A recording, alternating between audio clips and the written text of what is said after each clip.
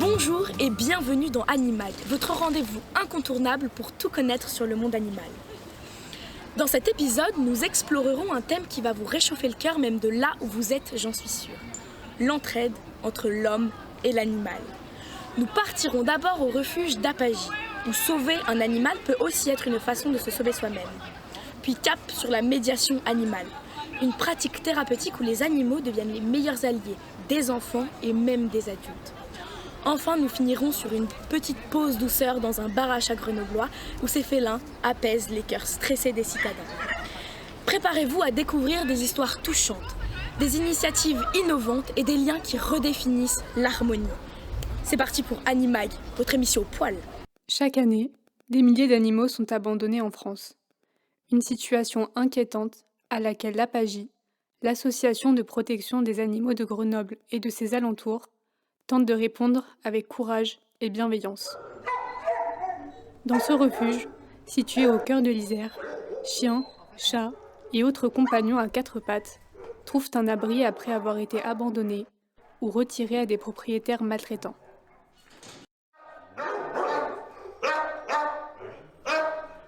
Nous, on sauve beaucoup de chiens de la fourrière parce que du coup, si on ne les sauve pas, ils sont des fois euthanasiés parce que c'est des cas compliqués.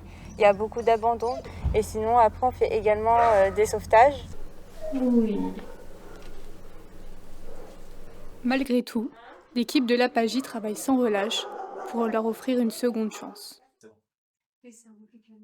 C'est plus calme, c'est plus calme en effet. Chaque bénévole et employé joue un rôle essentiel.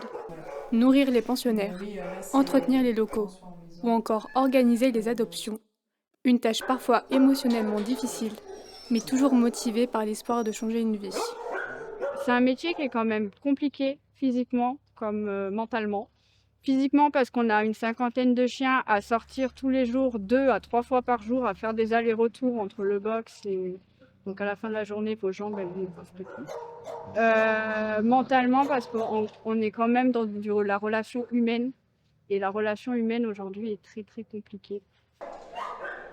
Mais grâce à leur travail, des animaux traumatisés sont transformés.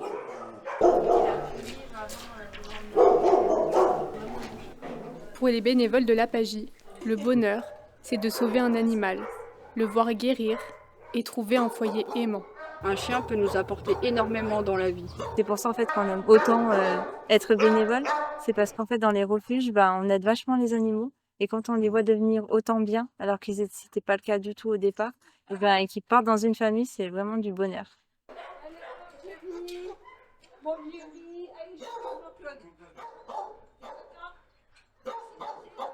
Ce reportage nous rappelle qu'un refuge, c'est bien plus qu'un simple abri, mais un véritable lieu de seconde chance. Et si les refuges incarnent cette solidarité dans l'urgence, il existe d'autres moyens bienfaisants pour créer des liens. Par exemple, la médiation animale.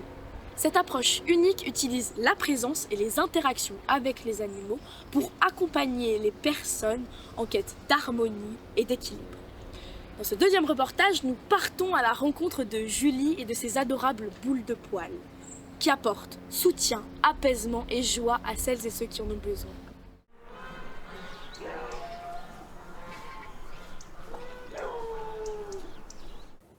Salut les bibous.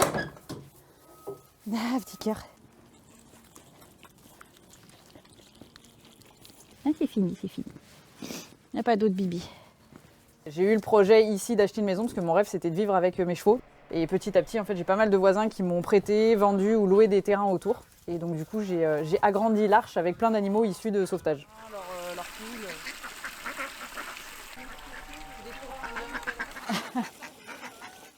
Alors il y a des cas divers et variés, il y a des animaux qui ont été retrouvés errants, des animaux abandonnés, des animaux maltraités.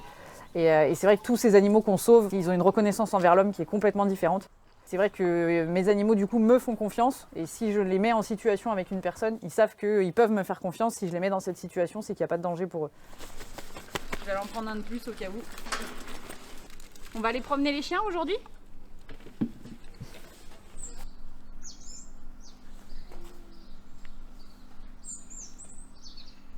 Alors la médiation par l'animal, en fait, c'est un moyen d'arriver à des objectifs, alors qui peuvent être très divers et variés. On va pouvoir avoir de l'enfant, de l'adulte, des personnes âgées, et tous les objectifs vont être différents en fonction des situations de handicap. Des objectifs, ça peut être des objectifs cognitifs, des objectifs de motricité. Et vraiment, en fait, on va passer par l'animal pour arriver à travailler sur ces objectifs, parce que l'animal est juste un élément de motivation. C'est lui qui va travailler et entre guillemets, moi c'est un petit peu comme si j'étais un metteur en scène pour arriver à travailler, à faire évoluer la personne. Ça c'est une vache. Une vache, tu arrives à dire ? Ça va pouvoir être des séances avec des animaux divers et variés. Ça va être vraiment en fonction de l'appétence de la personne, en fonction de ce qu'on a à travailler, parce que moi je connais après toutes les personnalités de mes animaux, et du coup en fonction de ce qu'on va travailler et des problématiques de la personne, je vais choisir de travailler avec tel ou tel animal, et puis bien sûr après c'est amené à évoluer heureusement dans le temps.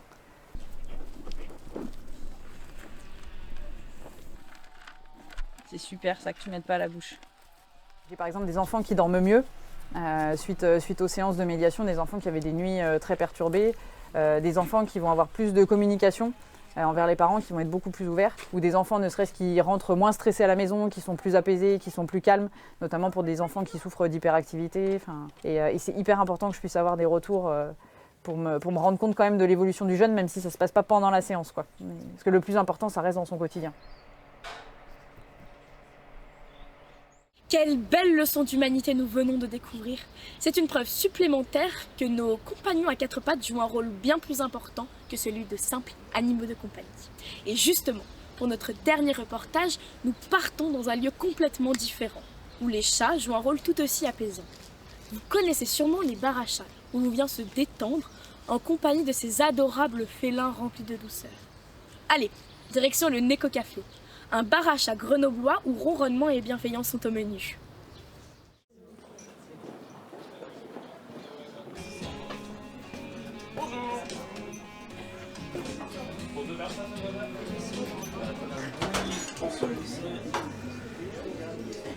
Je suis Laetitia Versini, gérante de la société et je travaille avec mon fils Benjamin et on est tous les deux, donc il est associé et moi je suis la gérante de la société qui a été créée il y a 8 ans maintenant.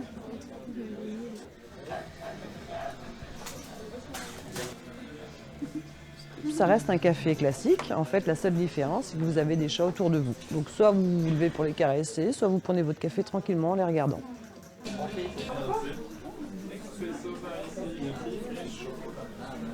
En fait, c'est un besoin, je pense, quotidien. Tu as les études, tu as le nez dans les études, ou tu as des problèmes au boulot, etc. Donc juste histoire d'avoir une bulle où tu peux un peu oublier tout ça, déstresser. Donc ici, il n'y aura pas de ronron-thérapie. Puisque la ronron-thérapie, tu pourras la faire chez toi avec ton chat, donc c'est pas ici qu'on va faire de la ronron-thérapie, mais il y a quand même un bien-être qui se fait, puisque tu te poses et t'oublies. En fait, c'est juste oublier un peu ses soucis du moment. Donc une petite heure, une demi-heure, mais au moins voilà, ça te fait du bien juste un petit moment de la journée.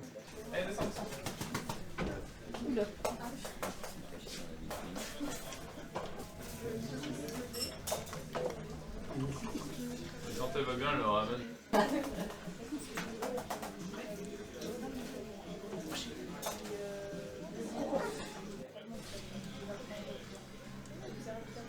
En fait, on a eu des chats tout petits, donc on ne connaît pas le caractère d'un chat quand il est tout petit. Et lorsqu'on a eu Madeleine, la Maine Coon, elle était plutôt peureuse à la maison, parce que ce sont nos chats, donc ils vivent aussi à la maison. Et en fait, le café a fait qu'elle n'est plus du tout timide, elle vient voir les gens, elle est bien chez elle, tout va bien. Donc c'est vrai qu'effectivement, ça enlève cette barrière qu'il y a avec l'humain, en fait, du départ. Et petit à petit, au contraire, tout ça, c'est oublié, ils sont chez eux, enfin, c'est plutôt vous qui venez chez eux. Et donc, eux se sentent très à l'aise ici et au contraire, ils se développent très très bien. Puis, il ne faut pas oublier que ce sont eux les chefs, hein, c'est pas nous, ce sont eux les patrons du bar.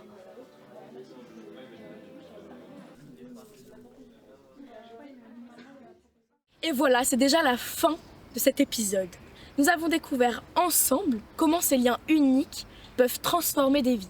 Qu'il s'agisse de sauver des animaux dans des refuges, d'apaiser des âmes par la médiation animale ou encore de trouver un lieu de sérénité dans un bar à chat. Merci de nous avoir accompagnés durant cette belle aventure.